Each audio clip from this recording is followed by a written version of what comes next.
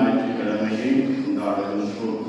ஆண்டவர் இயேசு கிறிஸ்து பல சட்டங்களை திருத்தி சொல்லுகின்றார். எப்படி இருக்க வேண்டும், எப்படி வாழ வேண்டும் என்பதை இந்த வாசகம் நமக்கு எடுத்து காட்டப்படுகிறது.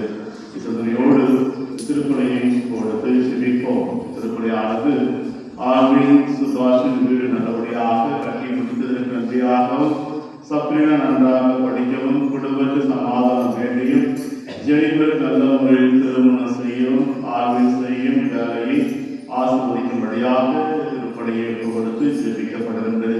தூய மறை நிகழ்வுகளை கொண்டாட நாம் கருதிவரும் பொருட்டு பாவங்களை ஏற்றுக்கொள்கிறோம். எல்லாம் இறைவனிடமும் சகோதர சகோதரிகளிடமும் நான் பாவங்களை ஏற்றுக்கொள்கிறேன். ஏனெனில் சிந்தனையாலும் சொல்லாலும் செயலாலும் கடமையை தவறியதாலும் பாவங்கள் பல செய்தேன். என் பாவமே என் பாவமே என் பெரும் பாவமே. ஆகையால் எப்பொழுதும் கல்யாண பரிசுத்த மரியாதையும் வாழ்ந்தவர்களுக்கு அனைவரையும் சகோதர சகோதரிகளையும் நம்முடைய ஆண்டவரிடம் எனக்காக வேண்டிக் கொண்டாடுகிறேன்.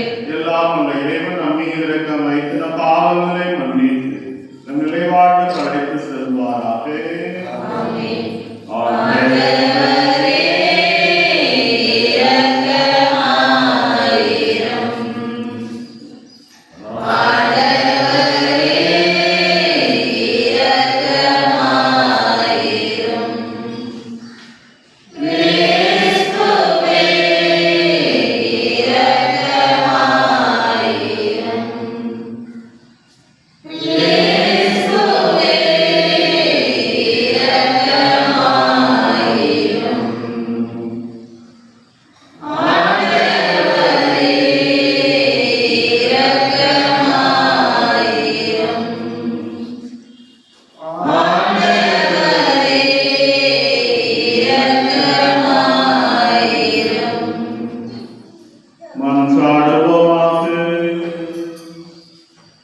எல்லாம் வல்ல இறைவா, உண்மையும் நேர்மையும் உள்ள நெஞ்சங்களில் குடிக்கொள்ள உறுதி அளித்துள்ளீரே.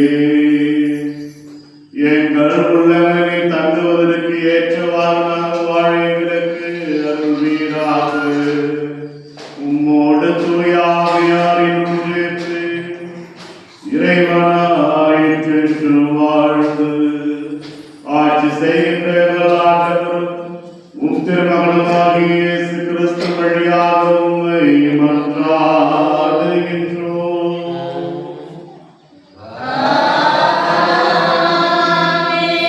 அன்பர்களோடு கருத்தலில் பிரியாணி செய்து கொண்டிருப்பவர்கள் ஆலயத்திற்கு ஒருபடியாக கேட்டுக்கொள்ளப்படுகிறீர்கள்.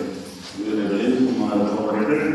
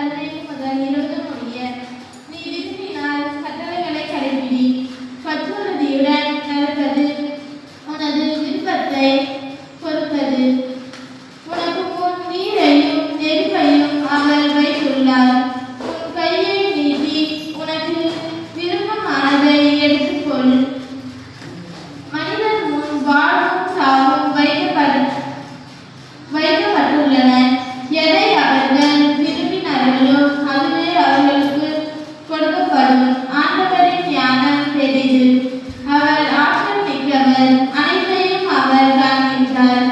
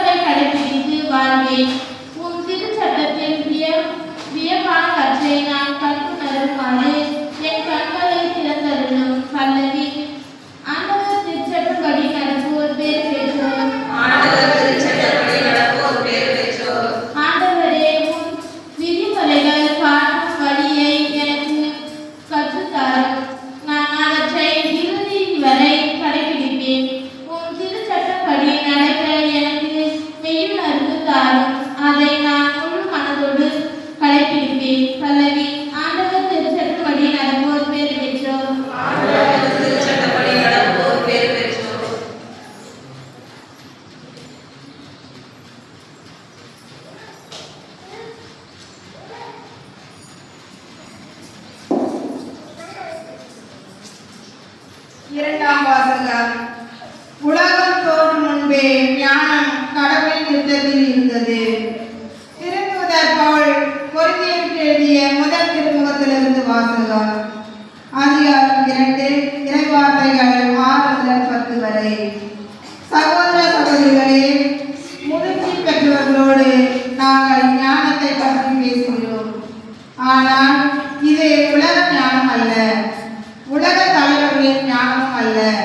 அவர்கள் அழிவுக்கு உரியவர்கள். வெளிப்படுத்தப்படாமல் மனிதர்களாய் இருக்கும் இறை ஞானத்தை பற்றியே நாங்கள் பேசுகிறோம். அது நாம் மேன்மை பெற வேண்டும் என்னும் நோக்குடன் உலகம் தோன்றும் முன்பே கடவுளின் திட்டத்தில் இருந்தது. இவ்வுலக தலைவர்கள் எவரும் அதை அறிந்து கொள்ளவில்லை. அறிந்திருந்தால் அவர்கள் மாற்றிக்குரிய ஆண்டவரை சிலுவையில் அறிந்திருக்க மாட்டார்கள். ஆனால் மறைமொழியில் எழுதியுள்ளவாறு தன்னிடம் அன்பு கொள்கிறவர்களுக்கு என்று கடவுள் ஏற்பாடு செய்தவை கண்ணுக்கு புலப்படவில்லை, செவிக்கு எட்டவில்லை, மனித உள்ளமும் அதை அறியவில்லை. இதை கடவுள் தூய ஆவியாரின் வழியாக நமக்கு வெளிப்படுத்தினார். தூய ஆவியாரை அனைத்தையும் திரும்பி ஆளுகிறார்.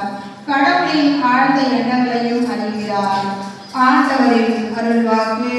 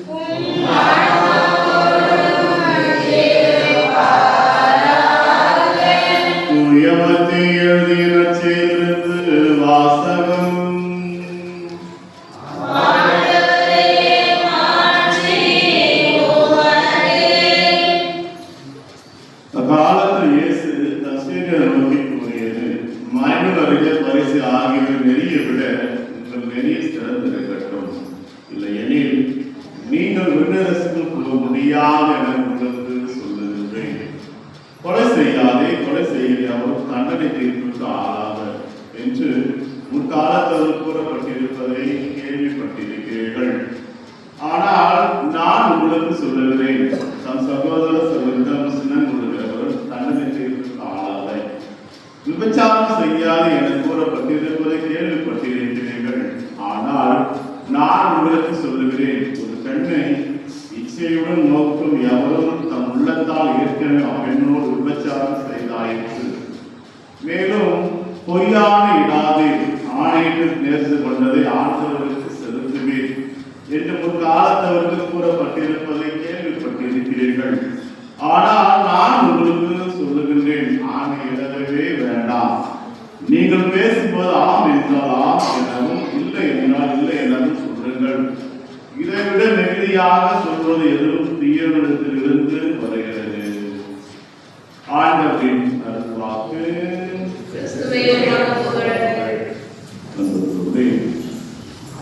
ஆண்டின் பொது காலத்தின் 6வது ஞாயிற்றுக்கிழமை. நற்செய்தி கடந்த வாரத்தினுடைய தொடர்ச்சியாக இந்த வாரம் மழைப்பொழிவு தேர்வு பெற்றவர்களுடைய தொடர்ச்சியாக அமைந்திருக்கிறது. ஒரு சில சட்டங்கள் இதை பற்றி ஆண்டவர் சொல்லுங்க, இதை செய்யக்கூடாது, இதை செய்யணும் அப்படின்னு கடவுள் சொல்லுகிறார். பழைய ஏற்பாட்டை நிறைவு செய்பவர் ஆண்டவர் இயேசு கிறிஸ்து. பழைய ஏற்பாடு 10 கட்டளைகளை கடவுள் இஸ்ரவேல் மக்களுக்கு கொடுத்திருக்கிறார்.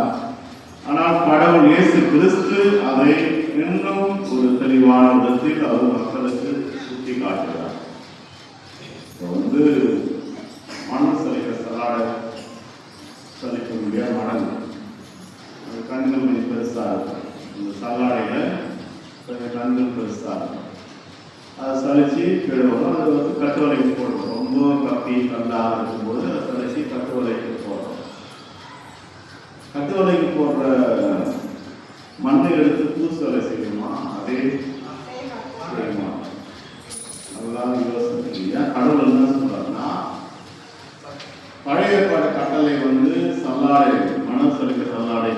சட்டங்கள் இருந்தது, அது எல்லாமே இருந்தது. அவங்களுக்கு என்ன குறிக்கோள்னா, இப்போ வந்து அவங்க சொல்லுவாங்க, நான் கொலை செய்யலையே, நான் நல்லா இருக்கிறேன், நான் விபச்சாரம் செய்யல அப்படின்னு சொல்லிக்குவாங்க. அதுக்கடுத்து நான் திருடல, நான் பொய் சொல்லல, கெட்ட பேச்சு பேசல, நல்லா இருக்கிறேன் அப்படின்னு சட்டங்கள் எப்படி பெரிய சவாலையை செலுத்துகின்ற பொழுது ஒரு சில தப்பி சேர்ந்துடும். அந்த சட்டத்தை அவர்கள் பின்பற்றினாங்க. இப்போ அதே ஒரு மணலை வந்து பூசல் செய்யக்கூடாது. அது பூசல் செய்யணும்னா இது பண்ணுவாங்க அண்ணன், அதோட சிறு கண்ணு மாவு சலிக்க சலாடை வச்சு சலிச்சு அதை பூசு. அதே போலதான் ஏசு நான் சொல்றாரு, நான் சொல்றாங்க, நான் கொலை செய்யல, விபச்சாரம் செய்யல, நான் திருடல, பொய் சொல்லல, யாரும் ஏமாத்தல, அது மட்டும் சொல்லிட்டு இருந்தாங்க பழைய ஏற்பாட்டுல. ஆனா ஏசு என்ன சொல்றாருன்னா, மாவு சலிக்க சலாடை இன்னும் அது வடிகட்டுறாரு, இன்னும் அதை வடிகட்டி அது சலிச்சு சொல்றாருன்னா, அப்பதான் சொல்றாரு, அதாவது கொலை செய்யாதே, கொலை செய்கிற எவ்வளவு தண்டனை தீர்ப்புக்கு ஆகாமல் என்று முற்காலத்தவருக்கு கூறப்பட்டிருப்பதை கேள்விப்பட்டிருக்கிறீர்கள். பழைய பாட்டு இதெல்லாம் கேள்விப்பட்டிருக்கிறீர்கள். ஆனால் நான் உங்களுக்கு சொல்லுகிறேன், சகோதர சகோதரன் சின்ன கொள்கிறவர் தண்டனை தீர்ப்பு, அதாவது சண்டை போடல, கொலை செய்யல அப்படின்னு சொல்லுகிறது, அது அதை விட நான் சகோதர சகோதரனும் சின்னம் கொள்ளக்கூடாது. சண்டை போட்டு வந்து நான் காணிக்கை செலுத்துறேன், அதாவது வீட்டில் சண்டை போட்டு வந்து நான் கோயிலுக்கு வந்துடுறேன், வீட்டில் அடிச்சுட்டு இங்க நான் கோயிலுக்கு வந்துட்டா அது பாவம் போயிடாது. அதான் என்ன சொல்றேன்னா, அந்த மனசளிக்க சலாடை போன்று சலிக்கிறார் கடவுள் ஆண்டவர் இயேசு கிறிஸ்து. தன் சர்வ சகோதரியை முட்டாளே என்பவர் தலைமை சங்கத்திற்கு ஆளாது. அதான் சொல்றாரு, நான் விபச்சாரம் செய்யல அப்படின்னு சொல்லி விட, எவன் ஒருவன் ஒரு பெண்ணை தீய எண்ணத்தோடு பார்க்கிறானே, தீய எண்ணத்தோடு சிந்திக்கிறானே, அதுவே பாவம் அப்படின்னு ஆண்டவர் சொல்லுகிறார். அப்ப வந்து நமது எண்ணமும் செயலும் எந்த அளவுக்கு இருக்கிறது, அதுதான் நான் சொல்லுகிறார். நினைப்பதே பெரிய பாவமாக கருதப்படுகிறது. நண்பர்களே, கடவுளுடைய ஞானம், உலக ஞானத்தை விட கடவுளுடைய ஞானம், கோபப்படுவதே கொலை செய்வதை போன்று, கோபப்படுவதே கொலை செய்வதை போன்று காண்பிக்கப்படுகிறது.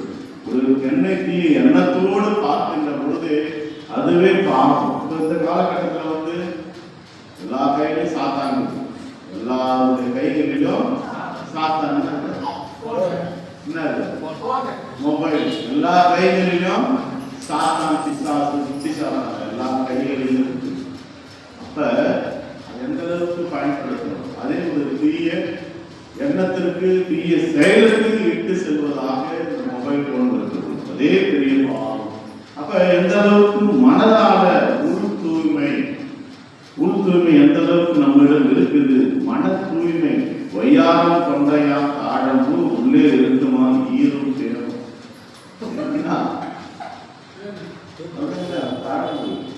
ஒய்யாரம் கொண்டையா தாழம்பு உள்ளே இருக்குமா ஈரும் தேரும். வெளியே வந்து நல்ல ஜோடனையா அழகா இருக்கும், தலைவனை சீவிட்டு நல்ல மாலையை நிறைய பூ வச்சுருக்கும், அது குச்சி பார்த்தா உள்ள நல்லா இருக்கான், ஈரும் தேரும். அதுதான் வாழ்க்கை. இருக்கக்கூடாது. மனசு எப்படி இருக்குது, வெளியே வந்து நீ தூய்மையை காட்டிட்டா வந்து போதாது, உனது உள் மனசு எப்படி இருக்குது, ஒரு சிந்தனை எப்படி இருக்குது என்று சிந்தித்து பார்ப்போம். ஆமாம், ஆமாம்.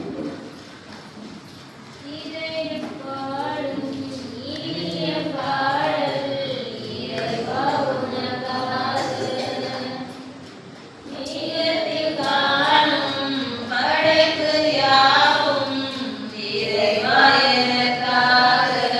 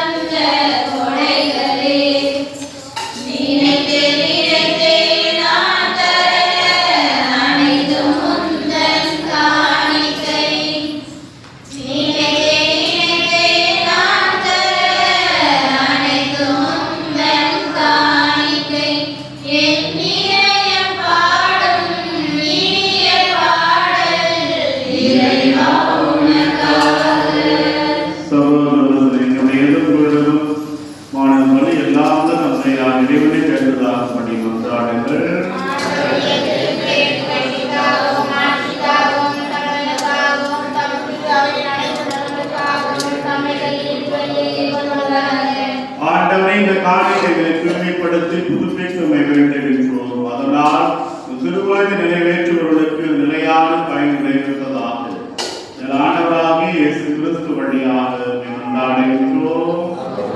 ஆண்டவர் உங்களோடு இருப்பாராக. இறைவனை மேலே எழுப்புங்கள். இறைவனாகிய ஆண்டவருக்கு நன்றி கூறுவோம். ஆண்டவரை தூயவரான தந்தையை என்றும் எல்லாம் அல்ல இறைவா, எல்லா ஆண்டவராகிய கிறிஸ்து வழியாக எல்லாரும் இவ்விடத்திலும் நாங்கள் உமக்கு நன்றி செலுத்துவது மெய்யாகவே தகுதியும் நீதியும் ஆகும்.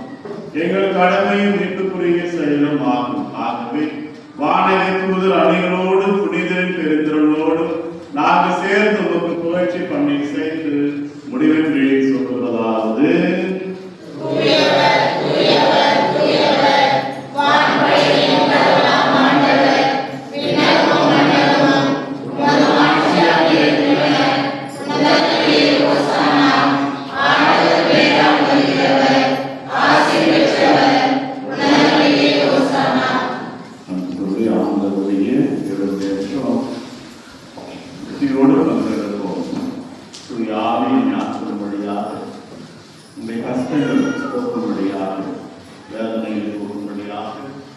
படிக்கின்ற பிள்ளைகளுக்கு அறிவை ஞானத்தை தெய்வ பயத்தையும் கொடுக்கும்படியாக தெரிவிப்போம். ஆண்டவன் மெய்யாகவே தூயவர், தூய்மை அனைத்துக்கும் மூன்று. ஆகவே முடித்தூயாவிய பொழுது காணிக்கை தூய்மைப்படுத்த வேண்டும் என்றோம். இவ்வாறு எங்கள் ஆண்டவர் இயேசு கிறிஸ்துவை உடலும் இரத்தமுமாக எங்களுக்கு இவை மாறுவனவாக. அவர் பாடுபட உடல் கணித்து தம்மை கையளித்த போது அப்பத்தை எடுத்து நன்றி செலுத்தி அதை விட்டு சீடருக்கு அளித்து அவர் கூறியதாவது: அனைவரும் இதிலிருந்து பெற்று உண்ணுங்கள், ஏனெனில் உங்களுக்காக கையளிக்கப்படும் என் உடல்.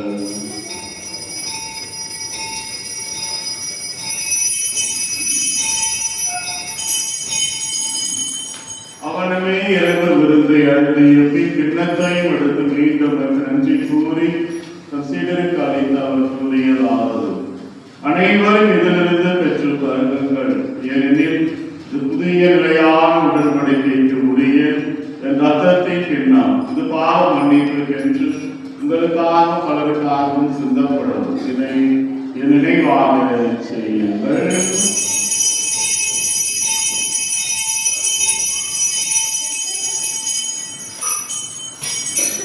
நம்பிக்கையின் மறை பொருள்: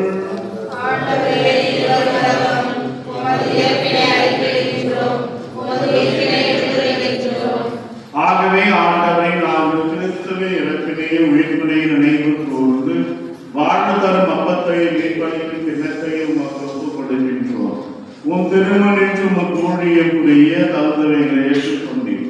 எனவே உமக்கு நன்றி செலுத்துகின்றோம். மேலும் கிறிஸ்துவின் உடலிலும் ரத்தத்திலும் பங்கு கொள்ளும் எங்களை தூய ஆவியார் ஒன்று சேர்க்க வேண்டும் என நம்மை தாழ்மையுடன் கொண்டாடுகின்றோம். ஆண்டவரை உலகெங்கும் பரவிருக்கும் பொழுது திரு அவை நினைவு கூர்ந்தள்ளும். எங்கள் திருத்தந்தை 14ஆம் லியோ, எலாயர் அம்ப்ரோஸ், எல்லா திருநிலையினராய் அனைவரோடும் திரு அவை அன்பில் நிறைவு செய்திடணும். இல்லாமல் இறைவன் இந்த நாளையும் இந்த வாரத்தையும் ஆஸ்வதித்து நம் செய்கிற வேலைகளையும் ஆஸ்வதிக்கும்படியாகவும் சிறப்பானவர்களுக்கு இத்திருப்பலை ஒப்புக் கொடுத்து செபிக்கப்படுகின்ற ஆவி சுபாஷனுக்கு நல்லபடியாக கட்டி முடித்ததற்கு நன்றியாகவும், சப்ரீனா நன்றாக படிக்கும், குடும்பத்து சமாதானம் வேண்டியும், ஜெனிஃபருக்கு நல்ல முறையில் திருமணம் செய்யவும், ஆழ்வில் செய்யும் வேலையை ஆஸ்வதிக்கும்படியாகவும் செபிப்போம். மேலும் உயிர்த்த நோக்குடன் துயில் கொள்ளும் எங்கள் சகோதர சகோதரிகளையும் இறந்தோர் அனைவரையும் இரக்கத்துடன் நினைவு கூர்ந்து திருமுக ஒளியில் ஏற்றருளும். அனைவர் மீது இரக்கமாகியும் கடவுளின் கன்னித்தாயான புனித மரியா, அவருடைய கணவரான புனித யோசேப்பு, புனித திருத்துதர்கள், இவ்வுலகில் முகமுந்தவராய் இருந்த ஆகிய புனிதர் அனைவரும் நல்நிலைவாழ்வில் பங்கு கொள்ளும் தகுதி பெற்று உம் திருமகன் இயேசு கிறிஸ்து வழியாக உம்மை புகழ்ந்தேற்றும் மரபருள உம்மை கொண்டாடுகின்றோம். இவர் வழியாக இவரோடு இவரை எல்லாம் இறைவனாகிய தந்தையே, தூய ஆவியாரின் ஒன்றிற்கு எல்லா புகழும் ஆட்சியும் என்றேற்று உமக்கு உரியதே.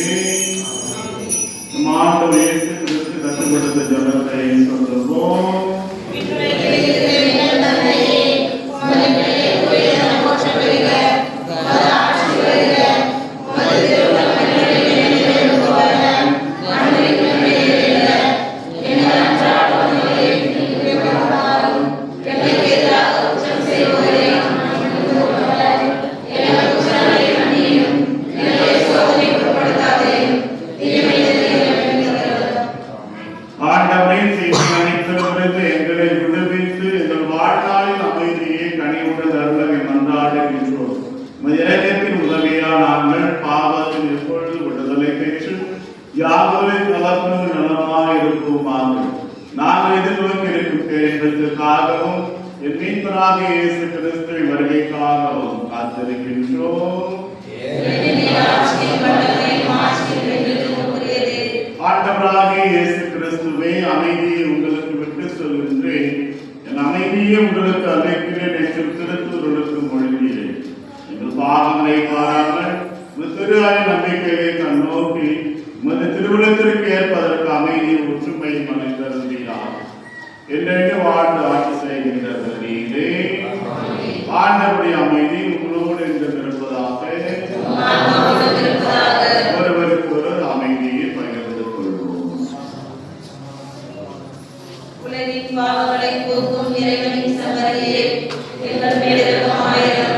உலகின் பாவங்களை போக்கும் இறைவனின் சமரியே, எங்கள் மேல் இரக்கமாயிரும். உலகின் பாவங்களை போக்கும் இறைவனின் சமரியே, எங்களுக்கு அமைதி அளித்தருளும். இதோ இறைவனின் சம்மரி, உலகின் பாவங்களை போக்குபவர். சம்மரி விடுதலுக்கு அழைத்து பெற்றோர் பேறு பெற்றோர்.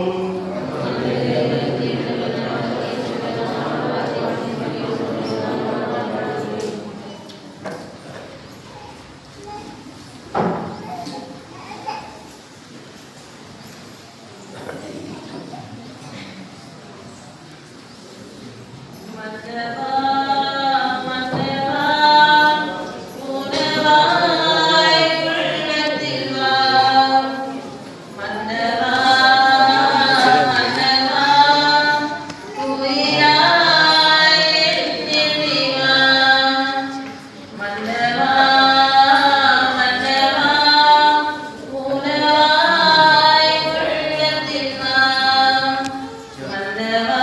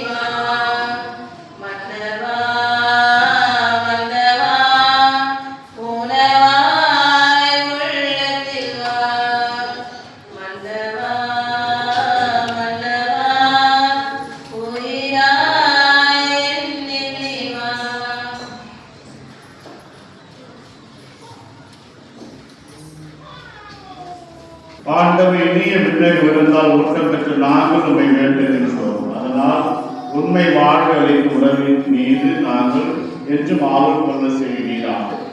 ஆண்டவராகிய இயேசு கிறிஸ்து வழியாக மன்றாடுகின்றோம்.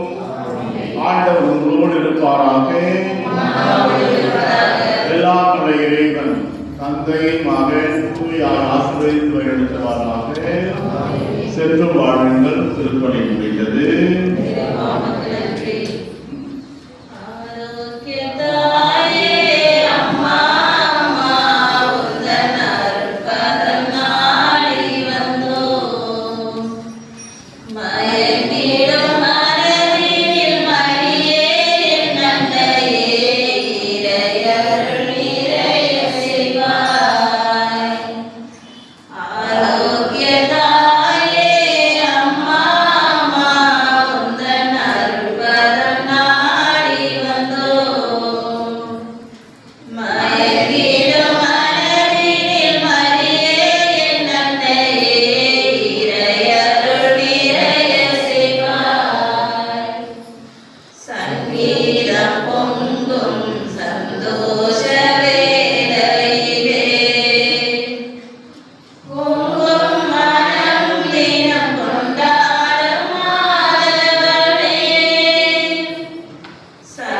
ஈரம் பொங்கும் சந்தோஷ வேளையிலே பொங்கும் மனம் நிலம் கொண்டாடும் மாதவனே உன்னை தான் நம்பித்தான் உலகத்தை உமக்களித்தான் தேவன் வியந்தான் மகிழ்ந்தான் உன் பெருமை எண்ணித்தான் ஆரோக்கிய தாயே அம்மா அம்மா உந்தன் அருள்பதம் நாடி வந்தோம் மயங்கிடும் அழகினில் மரியே நன்னையே இறையருள் நிறைய செய்வார் பரிசுத்தப்பா பிரசன்னத்துக்காம் பணி முன்னேற்றம் பல்வதனை கருத்துக்கள் நிறைவேற வேண்டும்படியாக திருப்பலி ஒப்புக் கொடுத்த குடும்பத்தை ஆசீர்வதிக்கும் கோயில்களை நடக்கின்ற வேலைகளை நல்லபடியாக முடித்து தருவதற்கு அனைத்து வசதிகளையும் உதவிகளையும் செய்து தந்திட வேண்டும்படியாக தெரிவிப்போமாக விண்ணுலகில் இருக்கிற இடம் தந்தையே உமது பெயர் தூயதென போற்ற பெருக உமது ஆட்சி நிறைவேற